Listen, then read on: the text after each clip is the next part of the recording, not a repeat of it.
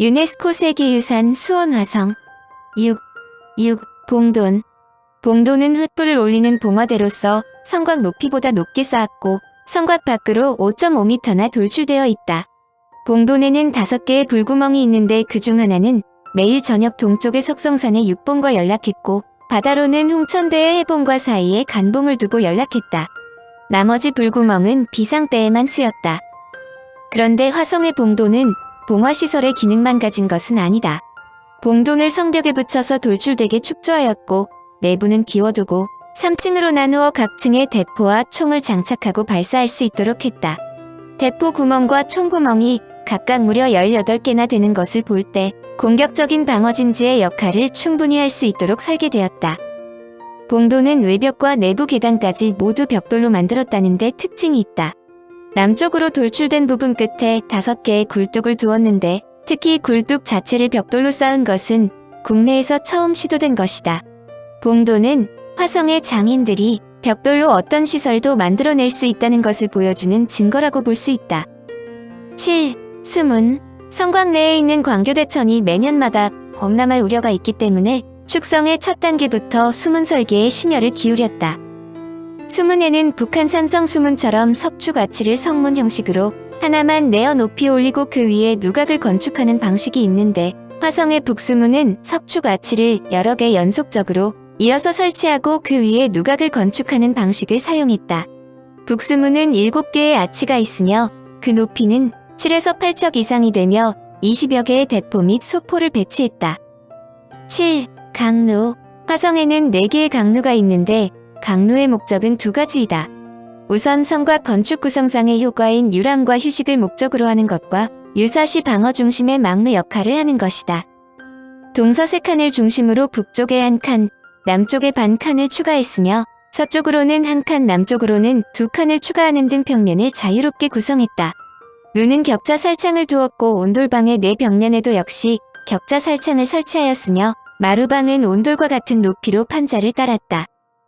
전시에는 적군 감시와 지휘소 기능을 하면서도 평시에는 휴식 공간으로 이용할 수 있게 설계된 방화수류정은 화성에서 가장 아름다운 경관을 갖고 있는 곳으로 유명하다. 2보 전진을 위한 1보 후퇴. 화성의 건설이 순탄했던 것만은 아니다. 화성 건설은 최재공, 조심태 등 남인의 관료들에 의해 주도되었으며 유영원, 정약용 등의 실용지학과 청나라에서 배워온 북학의 기술까지도 총동원된 사업이었다. 특히 화성 건설은 정권의 명운을 건 대사업이었다. 화성은 국왕 지지 세력을 총결집하는 거점이었고 그동안 구상해왔던 개혁 작업을 본격화할 수 있는 일대 기회였다.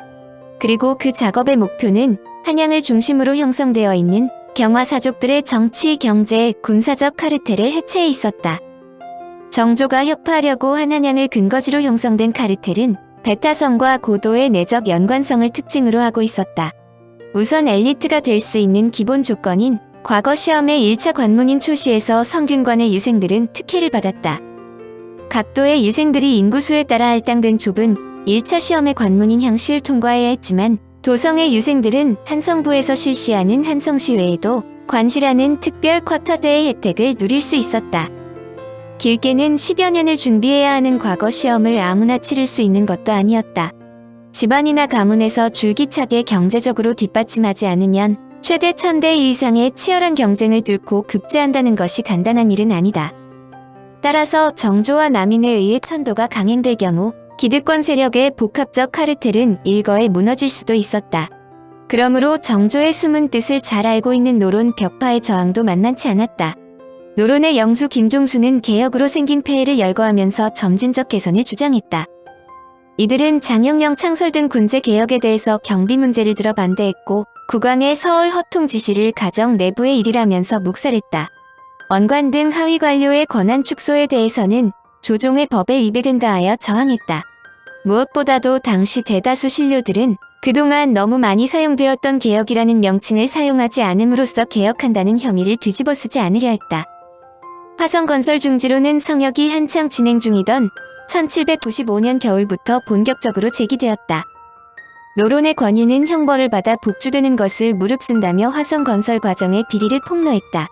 그에 따르면 아무도 화성을 경영하는 일에 대해 감히 입을 놀리지 못하고 있지만 측근 신하들이 화성 축조를 빌미로 뇌물을 챙기고 공사비를 빼돌리고 있었다는 것이다. 1796년 3월에는 사간 오정원이 경기 충청 지방의 흉년을 이유로 공사의 정지를 요구했고 7월에 노론의 김종수는 진시황제의 만리장성 축성에 비유하면서 화성 성역을 비판했다. 설상가상으로 축성 공사 도중인 8월에 태풍이 불고 9월에는 전국의 즉위 이래 최대의 기근이 들면서 축성에 대한 반대 여론이 광범위하게 확산되어 가자 국왕은 신하들에게 공사의 계속 여부를 물었다. 이 자리에서 최재공을 비롯한 대다수 측근 신료들은 공사 강행을 주장했다. 최재공은 현재의 공장과 모집한 일꾼들은 팔도에서 모은 사람들인데 지금 만약 이들을 돌려보낸다면 몇 년 후에 다시 모으기란 어렵다는 것이 그 이유였다. 수원 유수 조심태는 성 쌓는 공사도 흉년을 구제하는 한 가지 정책이라고 주장했다. 흉년에는 없던 토목 공사라도 일으켜 구휼의 효과를 거두도록 해야 한다는 것이다. 공사 강행론과 반대론이 팽팽하게 맞선 가운데 정조는 놀랍게도 공사 중지를 선택했다.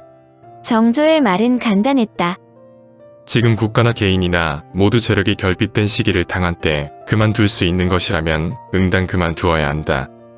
정조실록 18년 11월 1일조의 중단 이유가 설명되어 있다. 화성의 공사가 중요한 점이 있기는 하나 그것을 정지하는 것 또한 중요한 일이다. 지금 삼남과 경기 지역은 가을이 되었는데도 백성들이 잇따라 굶주림에 쓰러지고 있으며 서북 지역의 변방고을들도 양곡을 대기가 어렵다고 보고하고 있다. 성 쌓는 공사에 드는 비용은 없으면 만들어내면 되고 황정에 필요한 것은 창고를 열어 곡식을 진열해 주면 되니 파면이 다른 두 가지 일로 각기 상관이 없다고 말하지 말라. 한 나라의 재화는 일정할 수가 있어서 위에 있지 않으면 아래에 있고 밖에 있지 않으면 안에 있는 법이다. 따라서 이는 농민들이 한 해를 꾸려나갈 양식이 아니면 백성들에게 일에 풀칠이라도 하도록 진열해 주어야 할 미천이다. 밭을 갈지 않으면 어떻게 수확할 수 있겠으며 백성들을 진열하지 않으면 어떻게 살릴 수 있겠는가. 그런데 이제 말하기를 우선 너희들의 농사 짓는 것과 진열하는 일은 놔두고 나의 성 쌓는 일에 종사하라 한다면 인허와 지리의 면에서 보더라도 그것이 되겠는가. 정조는 토목공사와 구휼을 겸할 수 있다는 주장에 대해서도 다음과 같이 반박했다. 그것은 다만 일개수령이나 장수로서 한 고을, 한 진을 구제할 수 있는 정사였을 뿐이다. 지금 나는 한 나라의 임금으로서 한 나라의 백성을 다스리는데 가까이는 도성과 경기 지역으로부터 멀리는 아득한 바다와 변방지대에 노약자나 부녀자, 절름발이, 기머거리, 벙어리 할 것 없이 나의 적자가 아닌 이가 없다. 이미 젖목을 빼고 바라는 1000만이나 되는 무리들로 농사도 못 짓고 장사도 못하게 하고는 처자식을 데리고 고향을 떠나 일개 성 쌓는 노역에서 품팔이하는 대가나 받아먹고 살게 한다면 임금으로 살아남을 수 있는 사람이 몇 명이나 되겠는가. 여기에서 적절한 어린애와 보호사랑의 대상을 뜻한다. 요컨대 군왕의 정치와 수령의 정치는 차원이 다른 것으로서 수령의 정치에서 좋은 것일지라도 규모가 다르고 전체적인 재정을 고려해야 되는 군왕의 정치에서는 좋지 못한 것일 수 있다는 것이다. 그러나 정조의 결단은 이보 전진을 위한 일보 후퇴였다. 정치의 설자리와 관련하여 정조는 임금은 배와 같고 백성은 물과 같다라고 말하곤 했다. 물은 배를 떠가게 할 수도 있고 물속으로 전복시킬 수도 있다는 말처럼 백성의 지지와 신뢰를 못 받는 군주는 아무리 명분이 바른 일을 하고 지지 세력이 막강하다 할지라도 결국 실패할 수밖에 없다는 정치의 조건을 정조가 재빨리 파악했다는 뜻이다. 사실 역대 임금 중에서 정조의 주의만큼 온통 믿을 수 없는 사람들이 둘러싸인 적은 거의 없었다. 어머니 해경궁 홍씨는 아버지 사도세자를 죽게 만든 결정적인 정보를 제공한 사람이며 할머니 뻘인 정순왕후는 사도세자 사건은 물론이고 정조 자신의 즉위 방해 공작에도 개입된 혐의를 쓰고 있었다.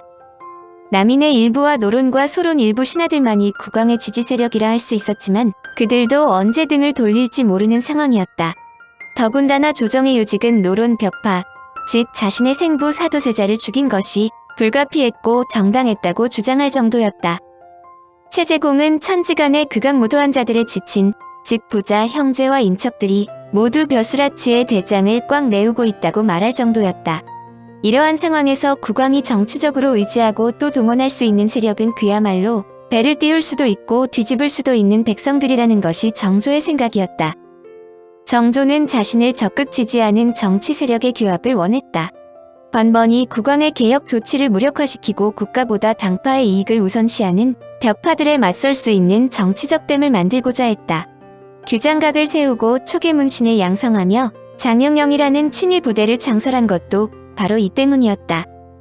정조는 노론과 소론을 내부적으로 분열시키는 한편 국왕 동조 세력에게는 파격적인 대우를 베풀었고 반대 세력에게는 움츠리고 두려워 떨게 만들곤 했다. 궁극적으로 정조는 피를 흘리지 않고도 이기는 싸움을 원했다. 그러므로 화성건설을 잠시 중단하는 것은 화성건설을 보다 강력하게 추진하기 위한 휴직이어 전력 비축이었다. 소위 반대 세력들에게 명분을 주지 않으려는 의도적인 계획이라고도 볼 수 있다.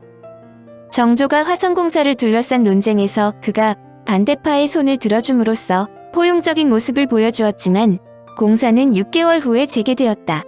설상가상으로 화성공사는 10년으로 예정한 공기보다 훨씬 단축된 34개월로 마무리된 것은 정조에게 큰 힘이 되었다고 박현모 박사는 강조했다.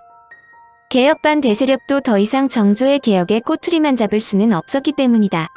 그러므로 정조는 포용과 위협을 적절히 배합하면서 노론과 소론 안에도 국왕동조 세력을 형성하면서 장차 자신의 지지 세력으로 전향하도록 유도했다.